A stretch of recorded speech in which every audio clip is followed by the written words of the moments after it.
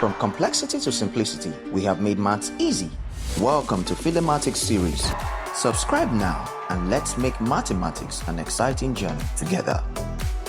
Question 50 of NECO 2025 is on probability, and it says the probability of a student passing an examination is 2/3. If 3 students write the examination, what is the probability that they all pass correct to 2 decimal places?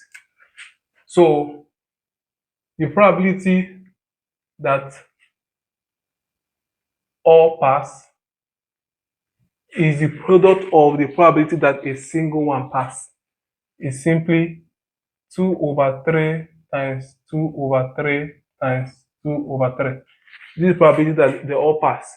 If you are looking for the probability that they all fail, you subtract the probability of success from probability from 1, you get probability of failure, which is 1/3 times 1/3 times 1/3.